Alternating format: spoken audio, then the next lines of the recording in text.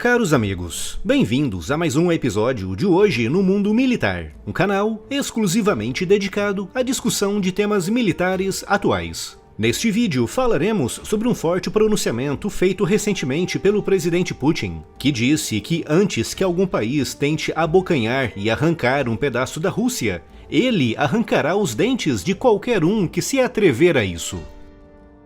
E se ainda não está inscrito no canal, inscreva-se já e acione o sino das notificações para não perder nenhuma novidade.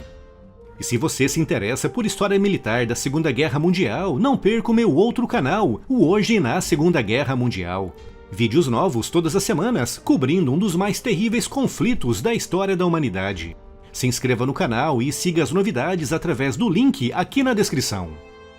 Com o desmoronamento da União Soviética no final de 1991, a Rússia iniciou um período de grande instabilidade política e econômica, com grandes incertezas pairando sobre aquela que já tinha sido uma das maiores potências do planeta. Para a Rússia, os anos 90 foram muito complicados, com o país tentando, sem sucesso, sair do profundo atoleiro econômico.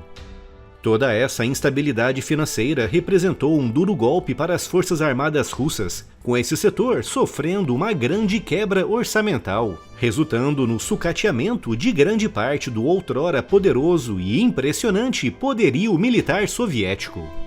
De acordo com algumas fontes, cerca de 60% dos blindados soviéticos foram abandonados em grandes armazéns ao ar livre nos anos 90, com quase a metade da sua marinha, tanto os meios de superfície como submarinos, seguindo esse mesmo destino naquela década.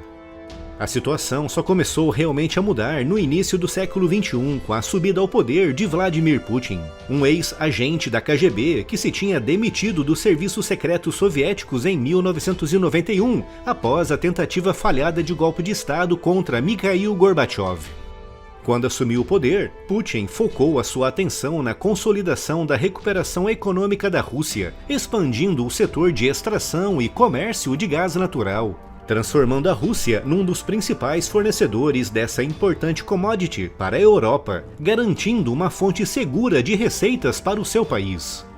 Com a recuperação econômica russa iniciada, Putin se voltou para o setor militar, focando as suas atenções primeiro na parte defensiva, avançando com o desenvolvimento e a produção de corvetas muito modernas, ideais para a defesa costeira, com a área dos mísseis também recebendo grande atenção, tanto os mísseis intercontinentais, como também as defesas antiaéreas, com a Rússia sendo hoje o país com as melhores defesas antiaéreas de todo o mundo. O Putin também se voltou para a geopolítica, com seu objetivo sendo de reposicionar a Rússia como um grande e relevante player internacional.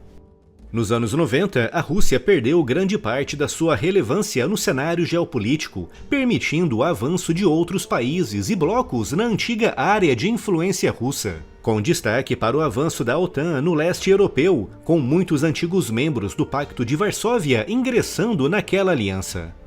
Após perder a sua influência sobre a Polônia, a Romênia, a Bulgária e os países bálticos, em 2014 a Rússia começou a perder a sua influência sobre a Ucrânia, com um grande movimento de contestação popular, incentivado e financiado por grupos pró-União Europeia, levando à deposição do presidente ucraniano Viktor Yanukovych, que durante anos foi um grande aliado do Putin e o principal responsável por uma grande aproximação dos dois países.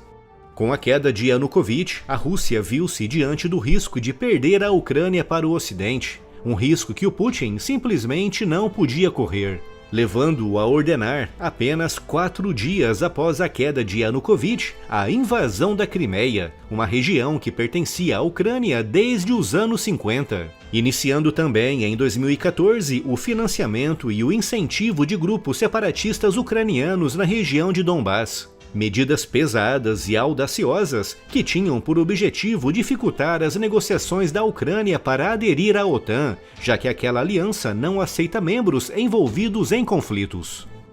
As ações do Putin na Ucrânia, associadas à ocupação militar russa no norte da Geórgia, espalhou o pânico entre muitos países do leste europeu, iniciando um período de fortes tensões que desde 2014 estão minando as relações da Rússia com a União Europeia e também com a OTAN. com ambos os lados realizando com frequência grandes exercícios e movimentações militares com o objetivo de demonstrar força e dissuadir eventuais ataques, com o último grande movimento ocorrendo entre fevereiro e abril de 2021, período no qual a Rússia enviou cerca de 100 mil militares para regiões próximas da fronteira ucraniana. O motivo oficial dessa movimentação foi um exercício militar, mas o real objetivo foi demonstrar a força militar da Rússia e a sua grande capacidade de mobilização.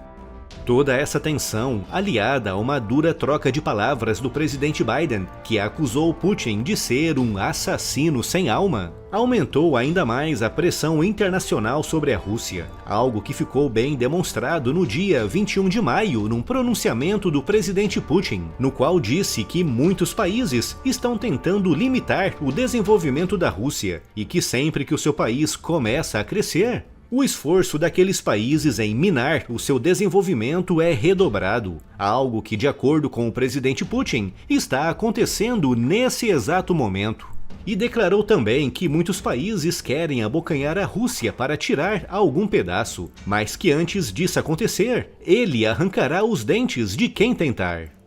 Disse, no entanto, que não há intenção de militarizar a economia russa e que o nível de investimento militar do seu país está adequado. E de fato, apesar de em termos nominais a Rússia ter o quarto maior orçamento militar do mundo, atrás dos Estados Unidos, da China e da Índia, em termos de percentual do PIB, os 4,3% que a Rússia investe na defesa é muito mais do que a média da OTAN e até mesmo de países como os Estados Unidos. De todos os países desenvolvidos, apenas Israel investe um percentual maior do seu PIB na defesa, com os israelenses investindo 5,6% nesse setor.